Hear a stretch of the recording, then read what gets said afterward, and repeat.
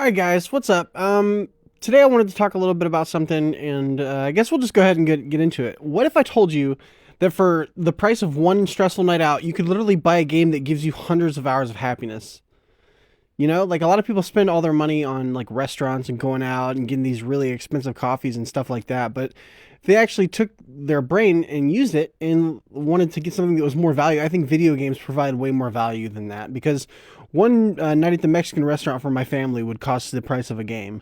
And honestly, I'd much rather spend that on a game. Not that the experiences, I'm not saying like experiences are bad for you to spend your money on, but I just really think that games provide more value and they'll give you a ton of happiness. And anyway, in real life, happiness, it often, in my opinion, it feels expensive. You got gas, you got food, you got rent, you've got freaking subscriptions, emergencies. It really is never ending when it comes to the things that are expensive. And the economy, I mean, I'm not going to go too much into the economy, but the economy literally has caused, it's bad. It's really bad. But in gaming, you pay one time and suddenly you own the entire universe. You own so much when you purchase a game. And a $60 game can literally last 100, 200, maybe even 1,000 hours if you really love it. I remember logging like 700 hours into Fallout 4, and I paid, I don't even know, I didn't even pay full price for it, and I logged 700 hours into that. I got a lot into like the settlement building and stuff like that, and it was such a blast. But if you compare that $60 to a single concert ticket or a theme park visit or even a fancy dinner, it's gone in a few hours. In games, you can literally be powerful, skilled, respected, and you can do all that without grinding a freaking 9 to 5 job. You know?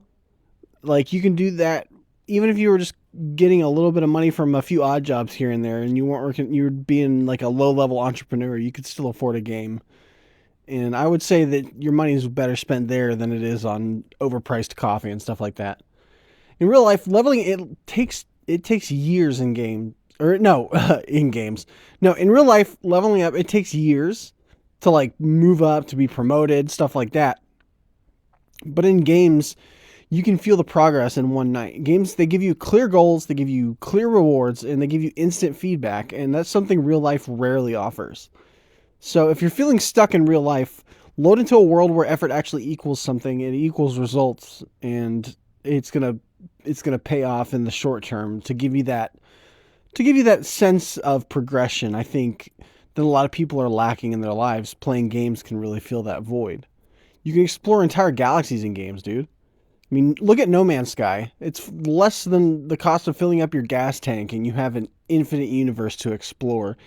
And you can log thousands of hours into that game. My brother has logged thousands of hours into that game.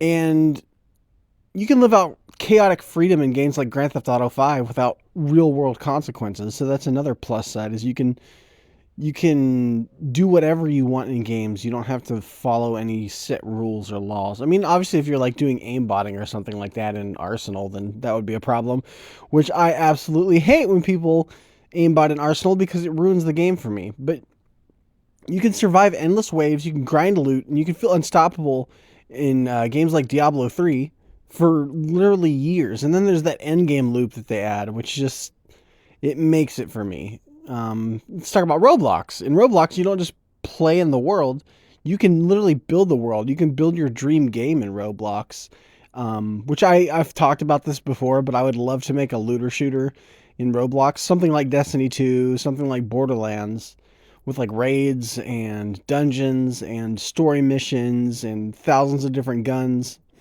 If I get this YouTube channel off the ground, I definitely might invest in like a team of people to make that. But real life, it charges you for therapy, it charges you for vacations, and it charges you for stress relief. And games don't charge you anything unless you're talking about microtransactions, but the base game is there. They usually they'll charge you once and say, "Here, escape whenever you need." And for some people, games aren't just entertainment; they're stability. They give them a sense of routine, and there's a sense of community when you're playing these games as well. And I think it's really important for people to have that sense of community and that sense of camaraderie because people aren't the same without it. Multiplayer lobbies can feel more social than real world gatherings. And achievements, rank ups, and unlocks, they give you the proof that you're moving forward. And maybe there's a real reason that games feel cheaper. It's because they give structured happiness in a chaotic world.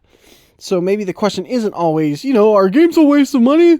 Maybe it's, why does real life make happiness so expensive? Why are the things that... Dude, even eggs are expensive, okay? So, like, games haven't really gone up in price that much. I know they've gone up like $10, but yeah.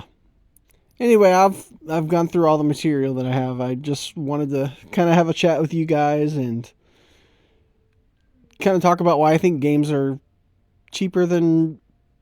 They're cheaper than happiness, I guess. Alright, guys. I'll see you in the next one.